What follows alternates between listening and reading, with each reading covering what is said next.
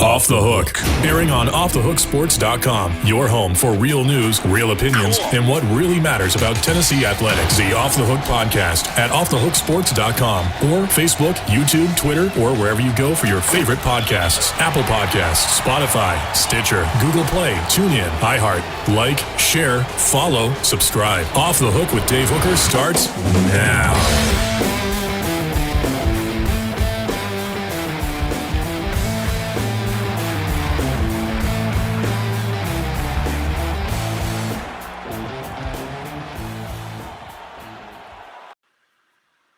Good morning, everyone. Welcome to Off the Hook Sports with Dave Hooker. As you've noticed, Dave is not here today. He's having a little medical procedure, but it's all good, no worries. But we're going to take over the show today and hopefully not bomb. So I'm with Ethan Stone. How are you doing, Ethan? I'm doing great. I'm very interested to see how this works out. I think we're going to knock it out of the park personally. What about you? I am doing well. Me too. It's the first show we've done without Dave, so it's definitely going to be interesting. But with that said, like, subscribe on YouTube. We're on Twitter. We're on TikTok. We're literally everywhere. Wherever you get your podcast, Apple, Spotify, you name it. That's where we are. Okay, so to start the show, let's do something interesting. That is, the Vols have added the letters back to Neyland Stadium. Ethan, what do you think about that? Yeah, it's got to be a good omen, right? Danny White said last season in I believe it was a game against Mizzou. I could be wrong there, so I'm not even going to keep going on that. But they announced in a video, I believe at halftime, that said that they were going to be bringing back the letters. And I remember I was there for that game covering, and Neyland Stadium went just absolutely crazy. I mean, they love those letters, and just from the first looks of it, it looks really good. I mean, it looks back to its iconic ways, back in the 90s and early 2000s when Tennessee was relevant, good again. And then I believe they got rid of him in 2009, 2010, which, I mean, that's eerily close to when Lane Kiffin left and everything went, to crap with Tennessee. So you got to think, if you believe in the Peyton Manning curse, you got to believe in some sort of curse there. I don't know. Maybe this is righted the ship. Yeah, I mean, that was when Lane Kiffin left, and Tennessee literally set a mattress on fire. I remember that. I was on campus during that time. So you have to think, if they're going to add the letters back, then maybe this is a good sign that good things are to come in the future. Yeah, definitely. Danny White is throwing the kitchen sink trying to get Tennessee football back to relevance, and I mean you got to applaud him for it. The renovations so far with the video board look very nice, and the double VOLS letters I believe are going to increase that fan experience just because it's iconic. It's something that a lot of older Vols fans and I guess people that were around the team in 2005 to 2008 when Fulmer was still there and they were still a relevant national program. I think people are going to like that a lot, and maybe it'll give them a little look back into what Tennessee was like, and who knows, maybe it'll rejuvenate the Vols on the field. Yeah, we can. Well, not me per se, but Vols fans can only hope that that's what happens. The Go Big Orange kind of thing. Speaking of Big Orange, I'm not quite as good at this as Davis, but speaking of Big Orange, you should go try out Big Orange Phillies. It's out in Halls. They're very family-friendly atmosphere. You can go out there. You have free Wi-Fi, so you can watch the show anytime at Big Orange Phillies. They also do darts, billiards, you name it. They've got it out there. If you're competitive at all, go out to Big Orange Phillies. Have a go. And speaking of competition and Vol fans, what do you got for me, Ethan, as far as on the basketball court? That was a good one. Competition. It fits because two Vols in the summer league yesterday, they pitted off against each other, and Jaden Springer and Kennedy Chandler and his new team in Memphis. A lot of good stuff from both of them. Jaden Springer finished with 15 points. Good all-around performance. Kennedy Chandler, arguably even better, only 8 points, but had a couple rebounds and the game-winning steal off of Springer to win the game in the end there.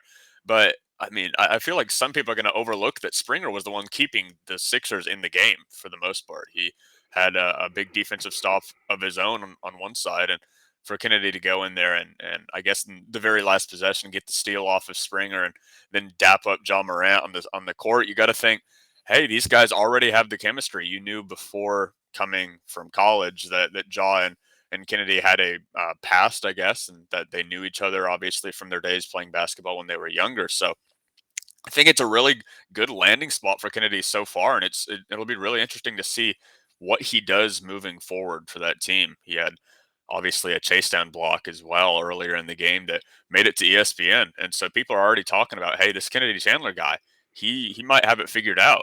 Not to mention, he got the largest contract for a second round player ever drafted. I believe for Shams, he's 4 year 7.1 million guaranteed. It's something around those lines, which is insane for a second round prospect. You don't see the money being hauled out to those guys. That's almost always saved for the lottery picks. So good on Kennedy Chandler, and we'll see if he can keep going there.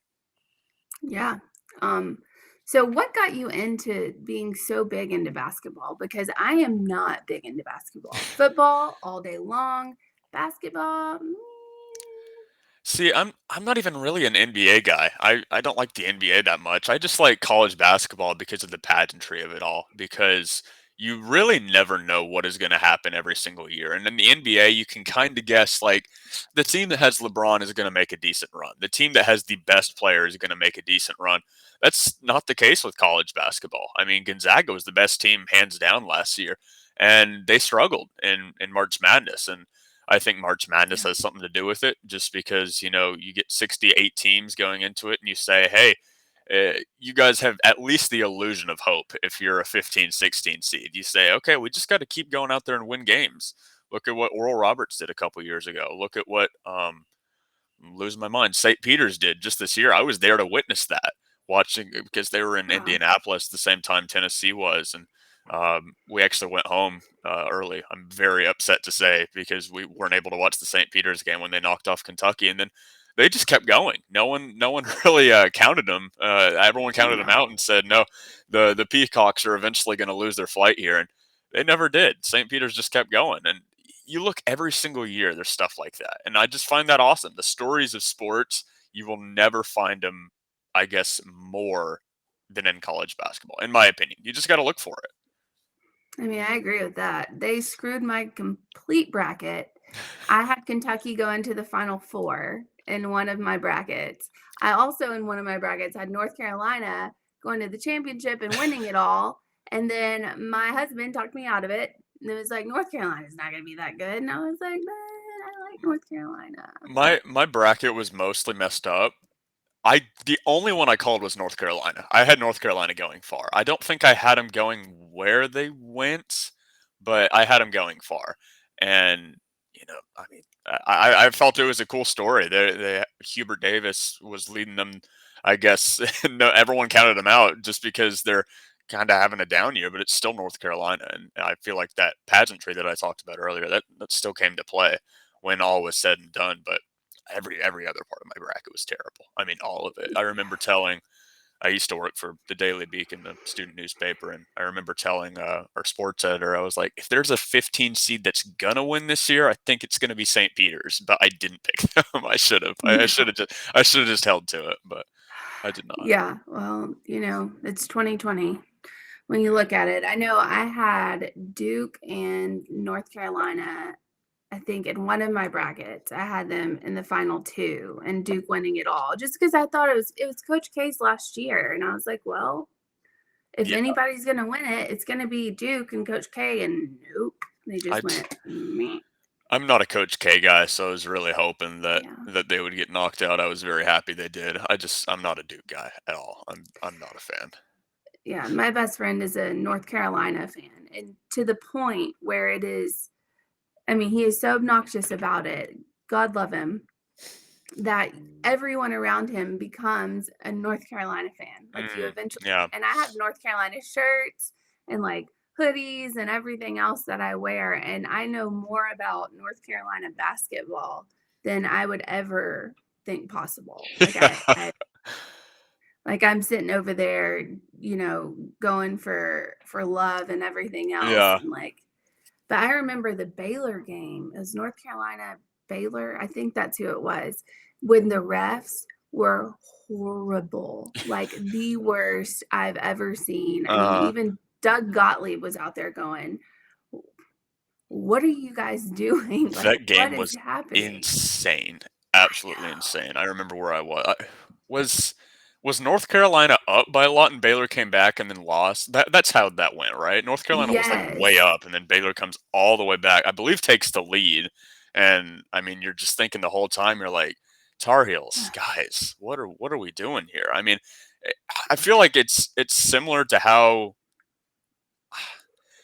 I don't even know where I was going with that, but like, I guess moving on, because this is a Tennessee-based podcast. I feel like Tennessee last season, for example, they have one of their better seasons in program history.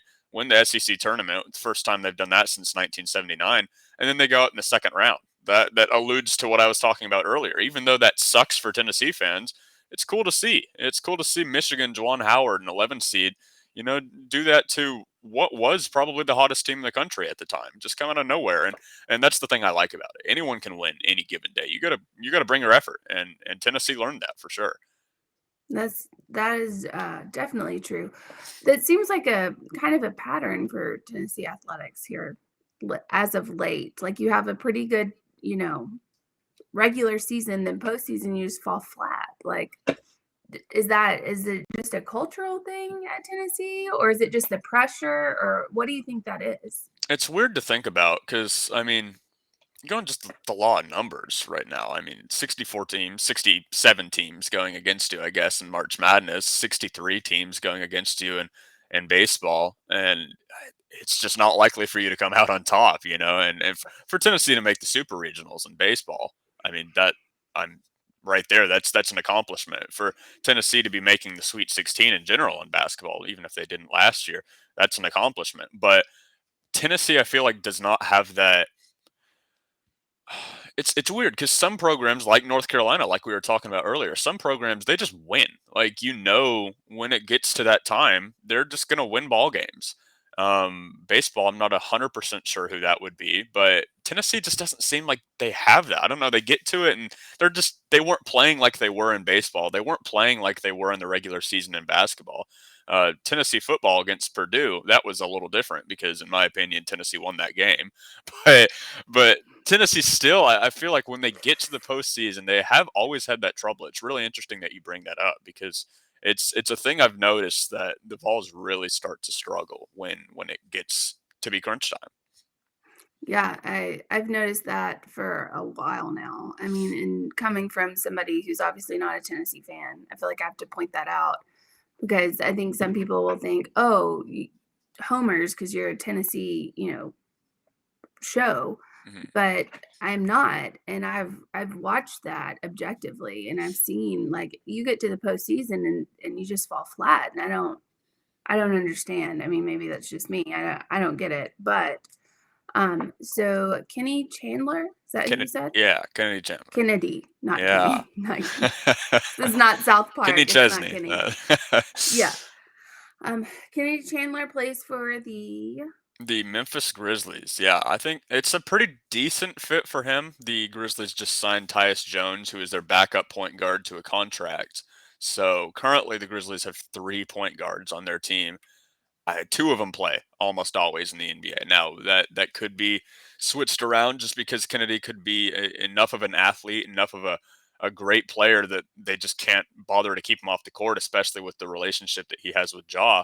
But at the same time, you got to think that climb is going to be that much harder with Tyus Jones in front of him, with obviously John Morant, one of the better young superstars in the league right now.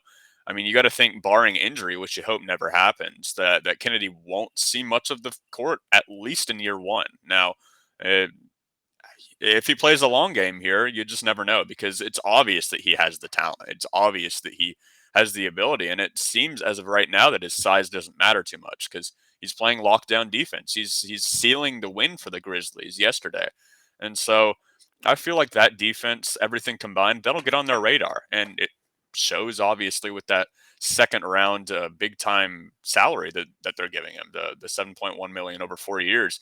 That's money that they don't give to second rounders often. So they have to see something in. I mean, that's true. Hopefully, all that money doesn't go to barbecue because we know that Memphis has some really good barbecue. And speaking of barbecue, I am not as good as Dave.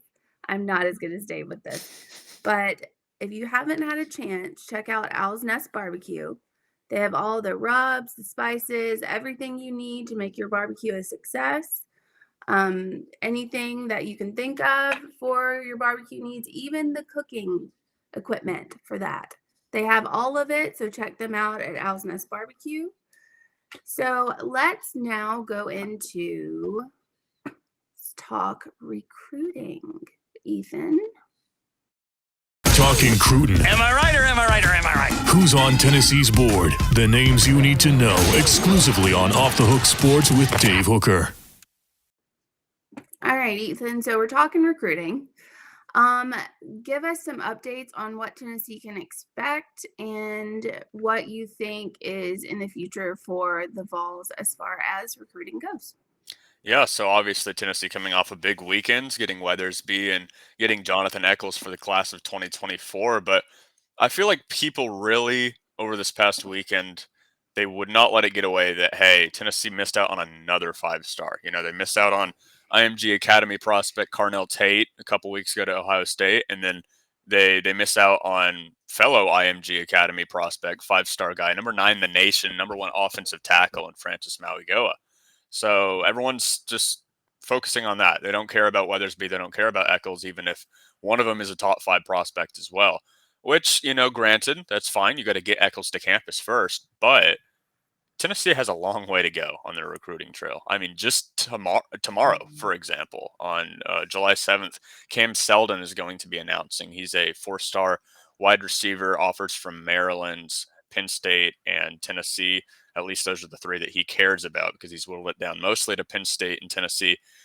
I had thought for the longest time that this was a certain Penn State lock. He had a crystal ball for the Nittany Lions, and I thought Franklin was going to be able to reel him in and add to an already impressive class for Penn State. But Tennessee, I believe, as of late, has showed a little bit of getting a little bit of momentum because they picked up a couple crystal balls yesterday for Seldon, which would be huge. I mean, Tennessee right now only has one wide receiver commit in the class of 2023, and that's Nate Spillman. And gotta love my guy Nate Spillman, but he's a low 3-star. I mean, a guy that could come out of nowhere and impress, but Tennessee needs that big receiver, that big target for Nico.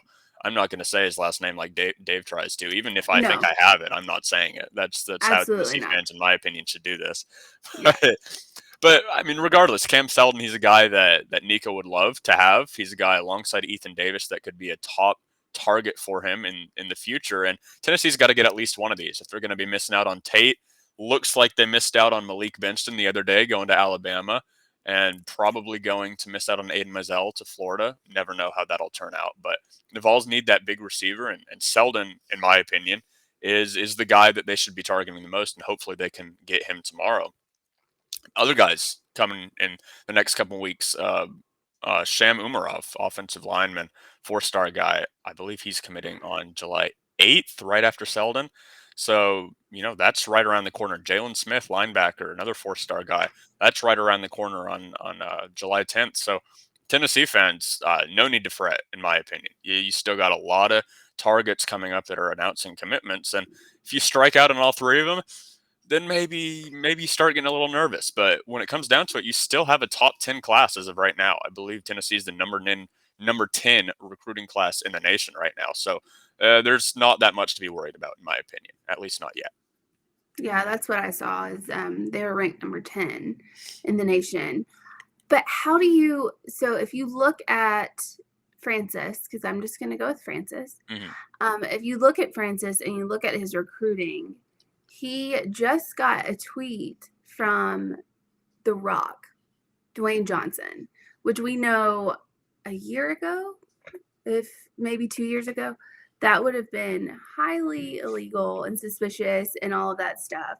But when you're like in this whole stage of NIL if you are this big celebrity, how does Tennessee compete with that? Like, how does any school compete with The Rock tweeting out to, a kid about going to his alma mater? Like, I don't get it. Like, how do you compete with that? You got to think it's difficult, right? Not only for Dwayne Johnson, who's, I mean, you got to say it, one of the most recognizable faces in America.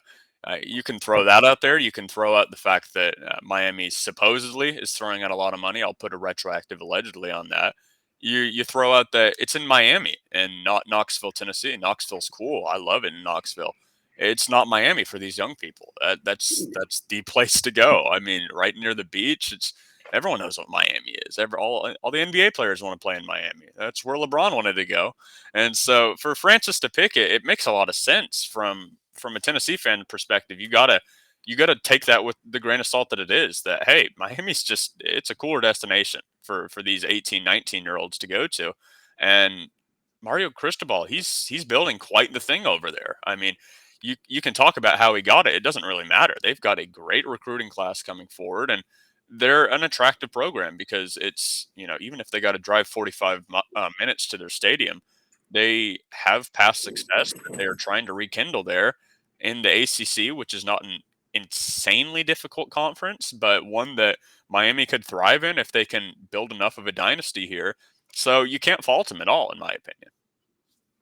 No, I mean, you can't. The only problem I'm seeing with Miami is when the NCAA, I think I said this yesterday, but when the NCAA is looking at you, and the NCAA has literally done nothing in the past 2 years, they've done nothing. They've just said, here we go, run with it. We don't even care anymore. NIL sounds great. Transfer portal, open all day. We don't care. Go for it. When they're looking at you, that's a problem. I mean, I think you're doing something that's out there. And I know that, I think was it Florida that pointed out something about Miami, or let it slip that they gave him this amount of money. I don't know who it was. I can't remember. Yeah, I can't remember who the player was. It's on the tip of my tongue. I'm not going to get it though, so I'm just not going to bother. But it Yeah. was Florida was saying, "Hey, these guys pretty much stole our person, offering them a boatload of money here. So you should probably go look at them." And it's like you Yeah. said. I mean, the NCAA hasn't done anything for the past while, and so for them to even be sniffing you, that's got to be raising some red flags. No I pun mean, it intended has with to. hurricanes. See what I Yeah. No, it has to. I was like, I don't That was know terrible. what the That pun was is. awful. No, you're fine. It's completely fine. But I mean, that is definitely something that, I mean, especially when Nick Saban calls out, Texas A&M and Jimbo Fisher, and the NCAA doesn't even come around at all. And that's Nick Saban going, they're paying their players. That says something about what Miami is doing. I mean, it really does. Mhm. I don't know, and we don't know what conference they're going to be in. I mean, obviously, the ACC might stand strong. It might not. We have no idea. But you have to think. Have you ever been to Miami, Ethan? I have. I'm not a fan personally. It's too Yeah. hot.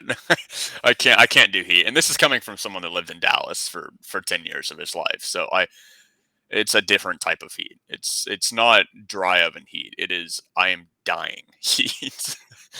It is. I can't breathe because of all Yes. the humidity in the air Yes. heat. Yes. I hate Absolutely. that kind of heat. I feel like Tennessee has had that kind of heat lately. Had it just yesterday. It was terrible. I was actually out in the thunderstorm as it was happening. I was out with some friends, and I mean, the heavens unleashed, and I mean, it was lightning all around us. It looked really pretty. I mean, there was like, because the sunset was happening as that was happening, so there was like oranges and blues. It was terrifying though. I hated it. It was terrifying. Yeah, I hated it. I've never been to Miami.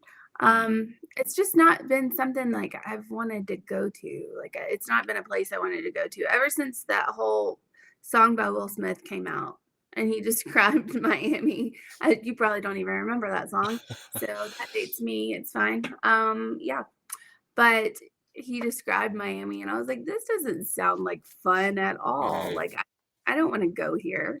But you think back in the day when, these athletes weren't making this NIL money, um, it would be hard to go there because the prices of everything is just skyrocketed. I mean, it's so expensive to live in Miami. And now that the NIL's here, it's like, well, this kid's going to be making, Yeah. I don't know how much, but my goodness, they can afford to live there because they're making all this kind of money. And speaking of money, if you don't have that, if you're not rolling in like these NIL players, go to Vols Automotive.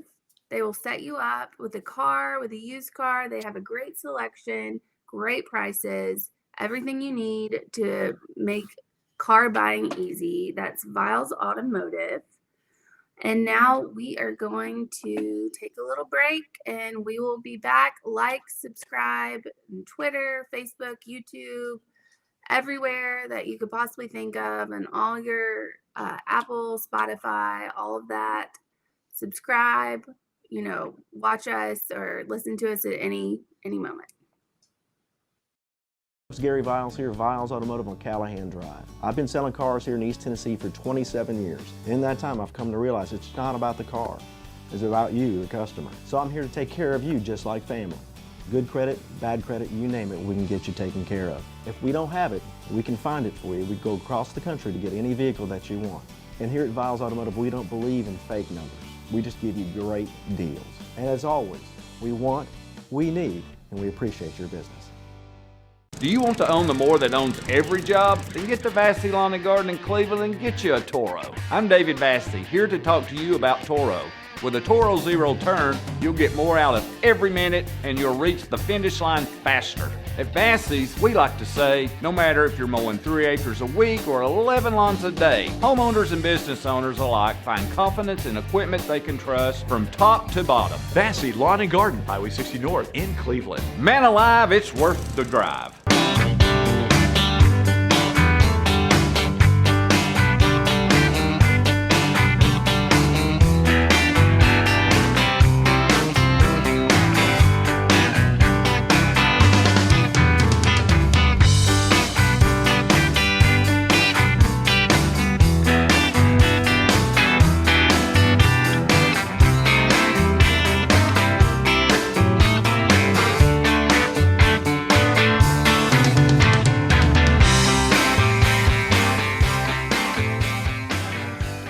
Hi, Mike Davis here with City Heating and Air, reminding you to always dare to compare. Our team provides quality local heating and air service, installation, and maintenance across East Tennessee. We use only the best equipment like American Standard heating and air conditioning for your residential, new construction, or commercial needs. Honesty, dependability, and customer satisfaction have been the cornerstones of our business since 1961. City Heat and Air. Dare to compare.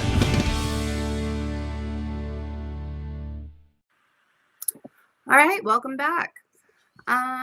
So let's go to our poll question of the day, and it's going to deal with conference realignment. This is brought to you by Craft Treats. Craft Treats helps calm your pet when it's freaking out, as mine has been doing with the, people going outside. If your pet is like my pet and believes that no one should be able to walk on their street, get yourself some Craft Treats. They're made with CBD oil, good for your pet, and great for your peace of mind. Trust me.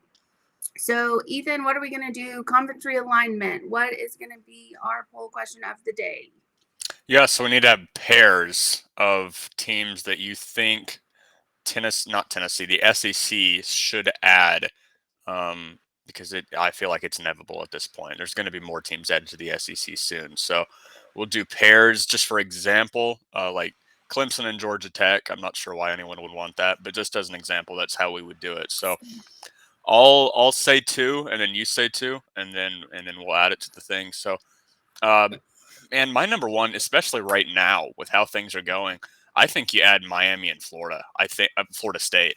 I think that'd be Miami and Florida. Yeah. But I'd add Miami and Florida State. Miami looks to be on the come up. They've figured out this NIL thing, obviously, and then I've always liked Florida State. That's not even necessarily for any reason. I just think Florida State, they fit the SEC in my opinion. Miami, not as much. I think too much ACC when I think of them. I don't really think ACC when I think Florida State. So I think I would do Miami, Florida State, and then we'll go reverse. So you go and then I'll go, and then just so I'm not taking all of yours. No, you're good. Um, yeah, I think Miami, Florida State, I think those are good.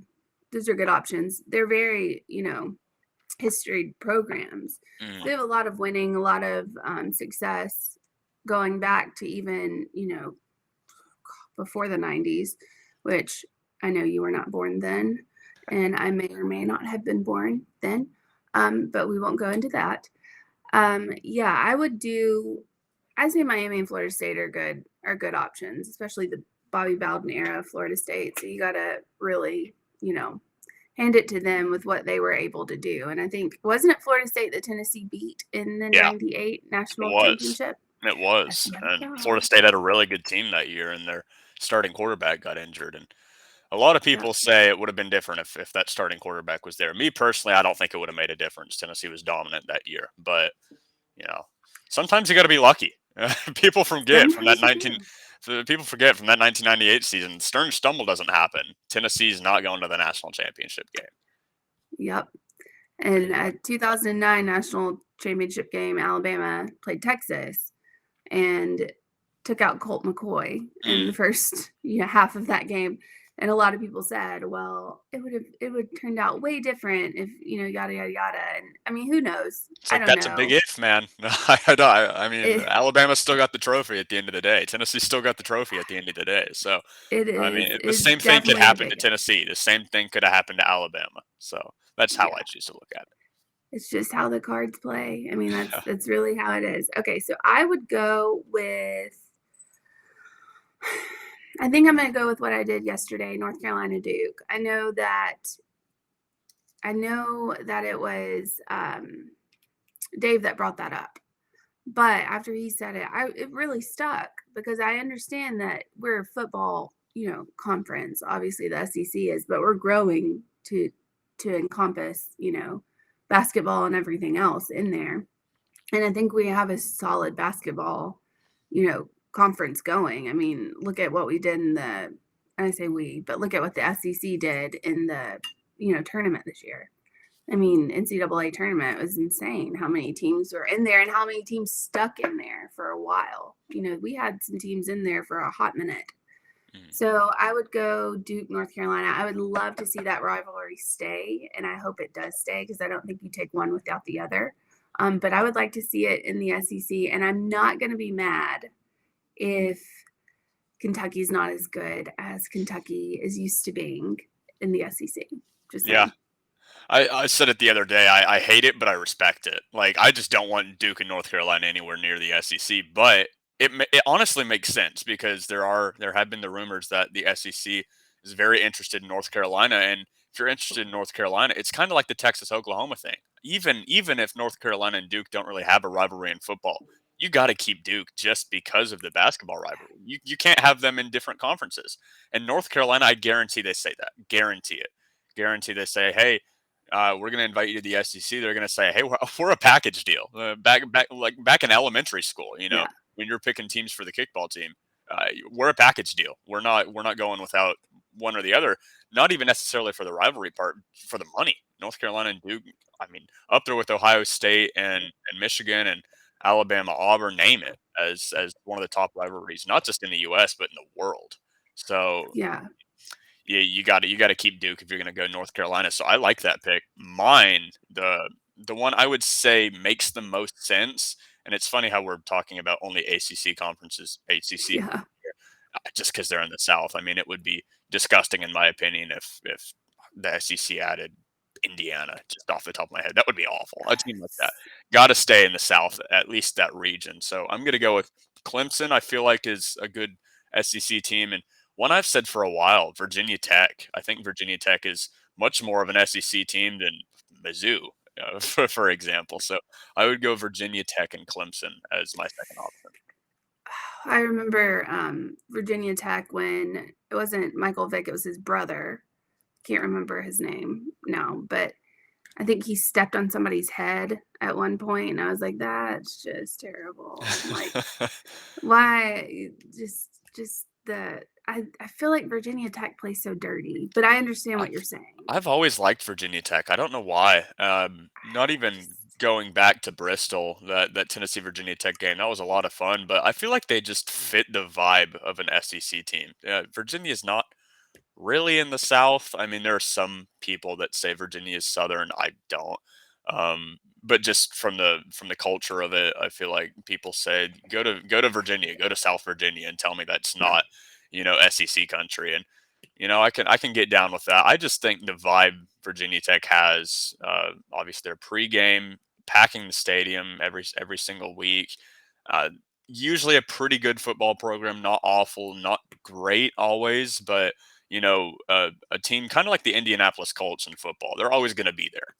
They're never going to be bottom of the rung like a Mizzou, like a Vandy. I keep crapping on Mizzou. I don't like Mizzou. If You you're do, wondering. and I don't I understand it. I don't We like played Mizzou at all. I say we.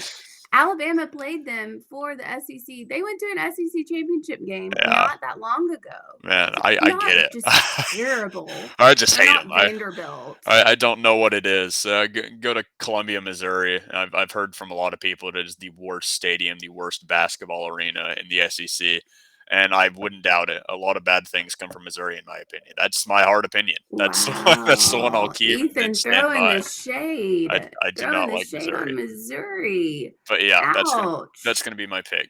Virginia Tech and Clemson. You don't even like Nelly? Not really. I mean, Branson's cool. Ozark, it gave us the show Ozark. Ozark's a great show. Yeah. That's where it Yeah. stops, in my opinion. I don't like Ozark anymore. I loved Ozark for a long time. And then, nope, now I'm mad. You got to Now I'm watch mad. it. And If I'm you're not listening gonna to get, this, watch it. I yeah, know I'm you've not watched gonna it. give away the ending, but I'm mad. I'm I just gonna like let it you know. personally. I think it fits the show. I The wasn't a fan of it ending, at first no, either, but I think it fits no, the show. Just a little no. preview for Ozark. If you haven't watched it, go watch it. No free ads, but that's a free ad. I want it to be You, Ozark. yeah, you can watch it on YouTube, but you can also subscribe Yeah, there we go. to our channel, Off the Hook Sports, where you will have more of me. I'm Amanda LaFratta. Sorry, I can't even say my last name. Isn't that terrible? And Ethan Stone, but you'll also have Dave Hooker. He will be back with us tomorrow. I know that this is a little bit of a rough draft here for our listeners, but Dave will be back, so no worries. I let's see, my last two. Oh, I'm torn. I'm really torn on my last two. I have two in mind. So I like the Virginia Tech. I would switch out. Who's the other one? You said Virginia Clemson. Tech and Clemson. Yeah. I don't like Clemson. I don't think Clemson deserves to be in the SEC. And just because they're recently good. They're hmm recently good. That's it. And I feel like it's Dabo Sweeney. I don't think it's really necessarily Clemson. But I could see the South Carolina Clemson matchup. I could see that being a thing. I think I would take Virginia Tech and West Virginia. That's a good one. West Virginia is another one. West Virginia is a very SEC culture, in my opinion. I think that's a solid pick. Yeah, I think we should venture into the Virginia area and take West Virginia and Virginia Tech. I would not take Clemson. I know I keep saying that. I keep harping on that. And no, for people who are listening, I do not have a bias towards Clemson because they beat us like a drum. I do not have that bias. I give it all to them. They were great, yada, yada, yada. But I just don't really like them in the SEC. I don't. I think you're going to get them there and they're going to turn out to be like a Mizzou if Dabo Sweeney leaves. Like, just honestly. The one thing I would say for Clemson, because I kind of agree with you. I mean, they've been decent, for their history. I mean, I wouldn't say they've been bad by any means, but they definitely have not been Alabama level good for the 3 years that they were until these last couple years. I grant you that. I would say they're still a big name as of right now. I don't Yeah. see that going away soon. I do see them kind of falling off a little bit. I don't think they're going to be Alabama level. I think they're going to fall to kind of the Michigan echelon in college football, where they're good, but they're never the best team. I don't see them getting back to the mountaintop, at least until they get that one major recruit, and they're still recruiting well, so you never know. Another reason I'd like to see them in the SEC is just that Clemson South Carolina rivalry. I feel like makes a lot of sense, and South That's a good Carolina one. isn't exactly the team I would bat for to say, move Clemson to the SEC for this reason. But I mean, Clemson South Carolina in that part of the country, it's a major rivalry. They hate each other, and they're not even in the same conference. So maybe that kind of walks back what we said about Duke and North Carolina, that it can happen. I mean, you can go with Georgia Tech. That's another one, crossing conference that they do not like each other. I believe it's actually called good old fashioned hate. So Yeah. for Yeah. Georgia and Georgia Tech, and for South Carolina and Clemson, it might be a little different there. But I'd like to see, if you have to move them in. And Georgia Tech is a little different. Obviously, they used to be in the SEC. They're like Yeah. the Vanderbilt of the ACC, in my opinion. Very smart school. They even got the same colors, similar colors anyway. I like Georgia Tech personally. I'm not sure their vibe fits with the SEC, so that's why I didn't ever say them. But I do think Clemson, South Carolina, rekindling that rivalry in the SEC, I think that would be cool. That would be a good addition. Yeah. Did you know that Georgia Tech is mentioned in Alabama's fight song? I did not know that. Yep, the Yellow Jackets is mentioned in Alabama's fight song, which is Interesting. crazy. Yeah, it's crazy because I'm like, this fight song is old. Like, it has Huh. been a minute. Yep. Yeah. Yeah, that's nuts. I know, and it's Georgia Tech, which is crazy. Like, I'd never think of Georgia Tech. I honestly don't think of them ever. Like, I like them. I really do. I've always liked Georgia Tech. Watching Georgia Tech football, I just don't think their vibe fits the SEC. So what do we change then? Do we have Virginia Tech in West Virginia, or should we do Georgia Tech in West Virginia? I feel like that's an odd matchup. Like, I feel like I that's an odd I like thing. I like West Virginia and Virginia Tech personally. I think what we have is a pretty good lineup as of right now. Because West Virginia, that's one we didn't talk about. I mean, SEC. If you Of all of those schools, I would say West Virginia is the most SEC like, in my opinion. I can't believe it fell that far for me. I think Florida State makes a lot of sense. I think Virginia Tech makes a lot of sense, but West Virginia, I mean, I I feel like they're moving forward too. I feel like West Virginia is Yeah. slowly starting to gain traction, and they always pack the stands as well. I mean, awesome stadium up there, and great environment. I think West Virginia is a good one. I think that's a good addition. I agree. I think that also people don't think of West Virginia just because historically they haven't been, Mm, at least not recently, they haven't been anything that's been talked about that much. I think hmm you have the Ohio State, Michigan, you have Alabama, Georgia, LSU, but West Virginia, out of all of the Virginia schools, I feel like in basketball, it's Virginia that's talked about. In mm. football, it's Virginia Tech. West Virginia just kind of gets thrown to the wayside. I feel like people don't even think about that really, Yeah, honestly. I think that's true, especially with the Virginia basketball thing. West Virginia is not really king of their, and I guess it's a different state by virtue, but the king of their area, king of the Yeah. Virginias very much. So, Yeah. uh, I just I, lump them all into one. Like, I just yeah, the Virginias, I and do I too. just leave it there. I think North and South Dakota, they need to be combined, in my opinion. What's the difference there? Yeah. The I don't. the Uh, governor. One of them has Mount Rushmore. I think South. I don't even know, to be honest with you. I don't either. And I would love to go back to the history of why it became what it did, but that's for another day. Yeah. That is for another The day. uh the poll question yesterday, I also want to get to that a little bit, just the results Yes. of that. It was, how would you grade Tennessee's weekend on the recruiting trail? Obviously getting Weathersby, missing out on Maui Goa, and getting Jonathan Eccles. I believe this is the most votes we've had for a poll yet. I'm not going to say how much it is, but 57% voted it was a B, 25% voted it was an A weekend, 10% voted it was a C, and then only 6% of our allotted amount said that it was a fail of a weekend. So I'd say for the most part, people say it's about a B plus. Well, that's good. That's what we Passing. picked. I mean it's passing. Passing. It's Very better passing. than passing. Yes, Yeah. it's honor roll. Yeah, That's honor roll. exactly. So Tennessee honor roll recruiting right now. oh Lord, no, we didn't Honor just roll do recruiting. that. Oh, okay. All right, and here we are. Speaking of stuff that's slick as Ethan just was, That was terrible. Steve Ray's Midnight Oil and Service. So if your car is running, not in the best of shape, take it on down.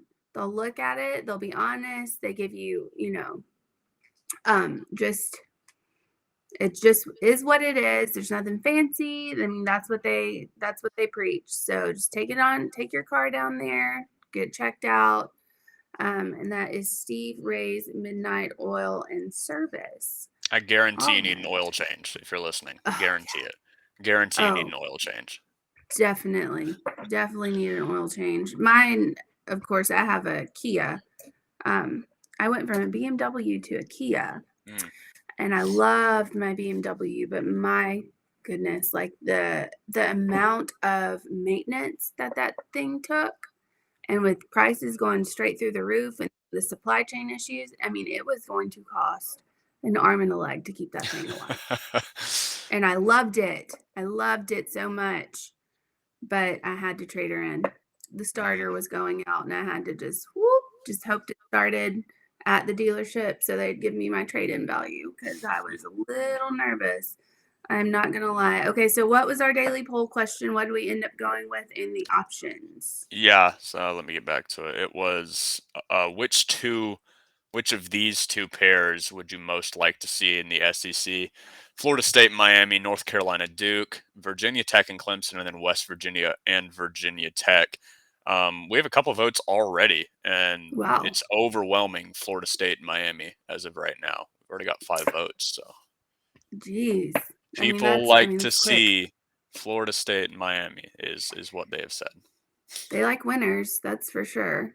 Yeah. But I guess football-wise, because basketball, I don't think they're really up there, and that's fine. Okay. Miami went to the Elite Eight last year, actually, out of absolutely nowhere. Really? Yeah, no one's talking about it. Oh, I know. I remember that. Absolutely nobody is talking about it. But yeah, Miami went to the Elite Eight out of less than nowhere. I mean, they were not a team. They were a team that I had losing in the first round. A lot of people had losing in the first round. So yeah, weren't they shout out the one of the Hurricanes teams that barely got in there? Like they Yeah. squeaked on by, and you're like, why are they even in there? Yep, I remember that. Got to shout out the Hurricanes. Yeah, they killed brackets. Bracket buster. Thanks, Miami. Not that it would have mattered. Anyway, let's be honest. Okay. So, Ethan, I'm going to ask you, when it comes to adding teams in the SEC, and I know that there's a lot of, I, for one, don't want to add any, but I'm just old school. I think that we should save the Power 5, but I understand that the Pac-12 is quickly dying. I mean, it is time to pull that plug. But out of the Pac-12, what teams, if you had to take a team out of the Pac-12, we're just going to do each individual conference. Out of the Pac-12, which teams, give me 2, would you take out of the Pac-12? As it sits now, not the ones that have gone, every which way, but as it sits right now. If you can't add UCLA and USC, as we have previously stated, I mean, Oregon has to be one of them. If we're not going with geographical location, for the SEC, Oregon's got to be one of them, just because I feel like they're a team, a brand that's always going to be there. They're the team with 700 jerseys. They're the team that's always kind of like that Indianapolis Colts analogy I had earlier. They're usually pretty good, and they're often not terrible. So I'd pick Oregon. Second one is a little harder because I'm a guy that likes to think about all the sports, and I feel like people are going to call me crazy, but I would almost go with Utah, because Utah football has been playing really well recently. They have a history in basketball, not very good right now, but I think that would be an interesting brand to add. Utah. Another one I was thinking about is maybe Arizona. No, I don't know. I don't want to do Arizona though. The first one I thought of was Washington, just because Seattle, and it would be near Oregon, and I think that would be a bit of an interesting one. People forget Washington went to the college football playoff a couple of years No, ago. I remember that, and they got destroyed. Yeah, it I was was at that game. interesting time in college football college football landscape when Washington was really good at football. But I would add Exactly. Washington. I'm going to go back on my Utah. I do think Utah is an underrated school. I think their football program is really starting to get really good. They have a history to them, and they're always going to have a fan base there. They would be my number 3, though. I'm going to go with Washington. I'm going to switch up and say Oregon and Washington. Oregon, Washington. Okay, that's fair. I would take, and you're gonna think I'm crazy, but that's fine. I would go Arizona, Arizona State. Boom. Interesting. Call I it a don't hate day. that. I don't hate it. It's like kind of south. I mean, Yeah, it's as close as you get, I feel yeah. like. I The mean, Pac-12. it's as close as you get to Texas as well, which is the nearest SEC school. So I don't Which is hate it. insane. That I is mean, insane. they're not great, either of them, Arizona or Arizona State. At really, I mean, Arizona State used to be pretty good at football, I think, and Arizona obviously is really good at basketball. But I don't hate it. I don't hate it at all. If you're gonna go with it, go with one state. You know, Yes, exactly. steal Just one state, and they're in the take them South. away. I don't hate it. Yes, I don't I hate it. agree with that. Okay, so Big 12, who'd you take? And let's do the Big 12 as it will be, I guess, where Cincinnati, Houston, UCF are all in there. Yeah. Go ahead and take out Texas and Oklahoma because they're already obviously gone. Who'd you That's go hard. I think I'd go Baylor with? and Baylor and Houston. I think I'd do Baylor and Houston because Houston's a great basketball program, and I've always been a basketball guy. And then Baylor's good at both of them, basketball and football, both in Texas, both in the South. And I'm assuming we're going add to the SEC, correct? Yes. Yeah. Yeah, obviously. it would be Baylor and Houston then, because I feel like they're closest to the South, and I've always been a guy that likes to at least semi keep geographical regions intact. I know I just said Oregon and Washington to the SEC, but Pac-12 doesn't give you a lot of options. So, but with the Big 12, it gives you options, and I'd go Baylor or Houston. Keep in the South. I think they're both good enough athletic programs that they would be able to keep up, especially Baylor. I think Baylor would definitely be able to keep up with some SEC schools. Houston would be a dominant force in college basketball. I really like what Sampson is doing over there, so I would pick those two. I would go, and I didn't even realize this until I looked it up, which is sad, but West Virginia is Big 12. And I totally forgot that. I keep throwing them in the ACC. Like I keep throwing them, and I guess that's just because of where they are. But I would take West Virginia and Baylor. That's who I'd go with. Solid. Yeah. You know, or I always maybe forget. Cincinnati. I forget that West Virginia is in the Big 12 as well. I knew that like very deep in the back of my mind, but very interesting. You always lump them in with ACC because they're on the Atlantic coast, at least kind of. Not Yeah. exactly, but they're in that general area. So They're in the Virginias. geography doesn't mean anything right now. UCLA and really USC are Big 10 teams, so As sad as that is, and geography that's means absolutely nothing. ridiculous. But I do want to kind of keep it together. I think Baylor Houston would be a good addition. Yeah. Did you see the CBS Sports? Did we talk about that? The map. So they tweeted out the map of like the new Big Ten, and then no one got it. But if you go in, it's like that. What is it like? He's a monkey, I think. Yeah, meme. The meme. He's like, I don't know about He's this. like looking around, like Yeah. what the is going on. Yep, that was hilarious. I thought that was very, very well done by whoever was running that. Good Twitter. job, CBS intern. That's Exactly. really good. Okay, so let's go ACC. I think we've already covered that. Yeah, though. we've pretty much covered ACC. I mean, mine would be Virginia Tech and probably Clemson if I had to pick. Probably Virginia Tech, Clemson. Yours was supposed to be Florida State, Miami. No, that's not the one I liked the most. The one I said I liked the Really? most was Virginia Tech, Clemson. Yeah, Florida State, Miami, I picked it because I thought someone else would pick it, to be honest. Well, yeah. And clearly they're going to pick that. Yeah, I say Virginia Tech, Clemson's my favorite. So say we can't get any of those teams. Say, they stick to whatever conference, which we know is absolutely stupid because we know that if you ask anybody for the SEC and you ask them to come, they're probably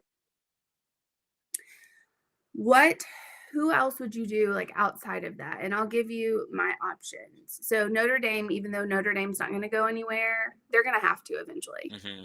So of course the SEC would welcome Notre Dame, I feel like. But if I had to put them in a conference, I would put them in the ACC. Mm-hmm. But here's 4 that are just randoms. SMU.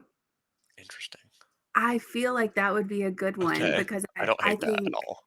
no, because they were so good until they got the death penalty, and then once they got the death penalty, it was like Not to flatline. mention Dallas is. Yep. I feel like Dallas is an SEC town, kind of at the very least. At least the suburbs. I mean, I said it just a little bit ago. I grew up in Dallas. You would be surprised. I feel like it's more of an SEC town than College Station. I would agree with that. Then you have Memphis. I could see throwing Memphis in there, especially the basketball aspect of Memphis. I feel like that could be a thing, but that would be 3 teams in Tennessee, and that would be a lot of teams. East Carolina, they were up and coming. I think that they're. I mean, this is bottom of the barrel. We're scraping. Yeah. We're scraping. I get you. Or USF. Of the 4 of those, I don't hate East Carolina. That's hard. East Carolina's really good at baseball, and I know Dave would say no one cares about baseball. I'm gonna go SMU. I'm gonna stay with the Dallas ties. I like SMU. I think that would be cool. And Texas, I feel like fits the SEC mold. They just do. I mean, East Carolina makes. If we're going geographical, I feel like East Carolina makes the most sense, and they would be my number 2 pick. Memphis is last for me. I can't see Memphis being an SEC team. I see I see where people would come from. That's disgusting in my opinion. So I wouldn't go Memphis. Geographically, they would fit. I think that's about it. Yeah, I agree there. I like SMU. I don't hate that. And people are going to say, "What are you talking about?" But I think SMU is a good pick. I think East Carolina is a good pick as well. I'm not really sure about Southern Florida. I think they're a little too bottom of the barrel for me personally. I agree. But those 2 I could definitely see. I could definitely see that too. All right. Well, for our last segment of the show. On or off the hook? Who's to blame? It has to be someone's fault. On or off the hook? Exclusively on Off the Hook Sports with Dave Hooker. All right, and On or Off the Hook is brought to you by Zool Beer Co. Check out Zool Beer on East 5th Avenue downtown. They are having their first annual Kill the Lights Festival, which will have over 50 different breweries, food, drinks, all that stuff, October 22nd, and you can get your tickets on Eventbrite or Osner. So the Kill the Lights Festival, October 22nd, that's homecoming weekend, by the way. So On or Off the Hook, Ethan Jimbo Fisher. He has been recently seen, or not him, but one of his staff members has been seen on camera as saying, and it's all over Twitter, as saying, if you come here, these people up here in the suites, this is who's going to pay you. After his and Texas A&M's whole athletic department went ham on Nick Saban for his comments about them paying their players, and then one of his staff members comes out and says, hey, the people in the suites, the NIL money, that's where it's coming from. So do you leave him on the hook for his comments or off the hook for going after Nick Saban? I'm going to say off. I don't think people are going to care, to be honest. I don't think the NCAA is going to care. I mean, it's like you said, I don't think they have any sort of governing body as of right now. I don't think they have an ability to say, hey, A&M, come over here, let's have a talk. I don't think they're going to be able to do that, especially if Texas A&M puts a good product on the field next year with their, top of all time recruiting class that may or may not have paid players, as you might have just said, they did pay players. Texas A&M, if they're really good this year, I don't think anyone's going to care. I really don't. I think the NCAA is going to kind of look away and say this is good for the sport, for Texas A&M to be one of the powers, one of the rising powers. I think they should. I think people should be talking about it. Absolutely. Do I think it'll happen? No, not really. I think the NCAA is just going to turn a blind eye. I mean, teams like Alabama, teams like probably Texas, all the rivals are going to say, hey, what are they doing over there in College Station? I don't think anyone else is going to care. Yeah, I agree with you. I would, though. I'm leaving him on the hook. I'm leaving him on the hook because you came out and we always said you protested too much at this. Your entire athletic department, your president even came out and said something. And lo and behold, one of your staff is the one that got you, that came out and said, this is what's happening. Like, it didn't mean to. It was talking to recruits. Didn't even mean to let that go. Yet it happened. So here we are. Jimbo Fisher, what you got to say about that? It's just so obvious that so many schools are doing this. That's another reason I don't think Texas A&M is going to be, I guess, punished for this. At least not right now, not right this instant. Maybe if something comes out in a couple years that the NCAA is like, okay, we're cracking down on this. Like, this is absolutely not happening. They can look back. I don't think they would even do that because it's so widespread. I mean, we haven't even heard the end of it yet. Texas A&M's doing this. We're going to hear about Illinois and Champaign. We're going to hear about them doing it. We're going to hear about Miami doing it even more. We're going to hear about West Virginia doing it. Name the school, because I feel like everyone at some point is going to be vying for some sort of real estate right now.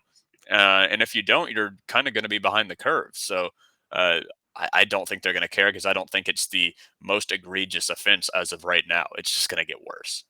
Yeah, the NCAA is literally just chaos. Like you're making everything chaos. And where are you? You've disappeared. This is an entire. Somebody's gonna have to come in and rein this in, like we've talked about, because this is chaos, and it cannot. Chaos does not work well. Like it doesn't. It never stands. So there has to be order put in somewhere. So NCAA, I don't know if we need to get a new president in there since he's stepping down. Let's just go ahead and remove him. Pension or whatever, just remove him. Bring somebody else in that wants to get it done because it needs to be done. It's going haywire. Yeah. Help NCAA. Control your stuff. Okay. So last one, on and off the hook. On or off the hook, not on and off the hook. Dwayne Johnson, The Rock, tweeting at Francis. I'm going to try his last name. This is his first time. Mauigoa. Yeah. Okay. Sweet. Tweeting at him. Like, do you make it that obvious? Do you leave, is The Rock on the hook for this, or are you letting him off the hook? I'm going to let him off the hook again. It's ugly. See, this one's harder, I feel like, but I mean, I'm going to go back to the John Morant thing. I get it's a little different. I'm going to assume that Dwayne Johnson and Mauigoa at some point have met, talked, and have some sort of history. Probably not major, but I mean, John Morant saying stuff to Kennedy Chandler. And you can say whatever you want, really. I mean, there's a lot of these big time names that follow these younger athletes that say, "Hey, I like that guy. I like his game." Because I mean, we forget they're people like we are as well, and so they latch onto these players. It might be something along those lines. Now you just never know. Yeah, there's really no way of knowing. This one is a little more difficult, but I'm gonna let him off the hook for it. If he's allowed, I feel like he should be allowed to just say, "Hey, let's go Hurricanes. Let's see what we can do for this." Cristobal obviously bringing back some of the fire for Miami fans, saying, "Hey, we're going to be back here in a couple years. Just bear with us." So I think it's fine personally. I mean, I'm guessing Johnson is a Miami fan, right? I think he played football there. Yeah, so he's an alum. Yeah, and he's also Samoan, and I think that's where their connection is. Yeah. But I just, I I hate would it. love. I feel like I it's definitely would. I mean, I'm going to be easy. 100% honest. I'm very young, so I didn't even know that Johnson played football for Miami. That's going to be disgusting for a lot of people to hear. I just that's not in my It's wheelhouse. fine. I don't It's care that much about Dwayne Johnson, to be totally honest with you. Knowing that's fair.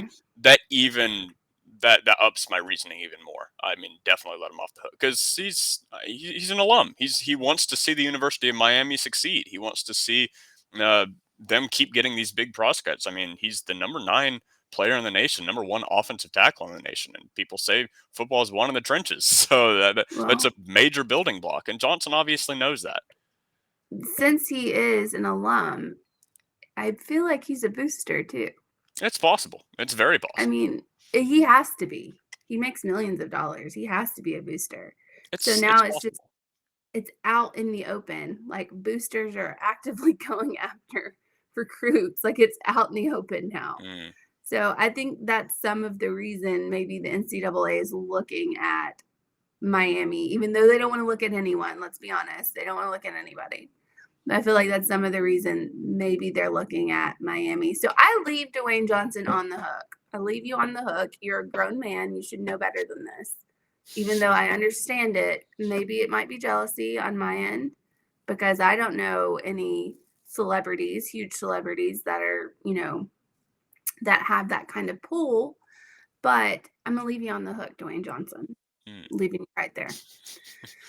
Okay. Well, this is the end of our show. And subscribe on YouTube, Twitter. Go to offthehooksports.com for all of your latest UT news, all that. Tomorrow, Dave will be back. Thank God. Thank you. We'll also have full coverage, obviously, of Selden committing. No matter where he goes, Penn State or Tennessee, I would guess as of right now he leans Tennessee. I tend to follow the crystal balls, so get ready for that commitment tomorrow. I'm not sure what time that is at, but we will have updates on Off the Hook Sports. We'll have another preseason countdown today going out. Number 5. Not going to tell you who it is. You'll have to stick around and find out. Yeah. Do you want to do a recap of your latest or? The last one was Aaron Beasley, and I want to make a quick. There's a lot of people saying like, "Man, why are you putting Aaron Beasley? He's not that good." And it's like that's kind of the point of most important. Like there's a difference between best and most important. Number 1, Aaron Beasley is not an awful middle linebacker. I want to make that very clear. He's a suitable player that has the potential to be really good, and that's mostly what I was talking about in that thing. And I feel like people need to realize that this is not a best. This is a most important. If Aaron Beasley is not good, who's going to be behind him to play middle linebacker? And so that Got a point.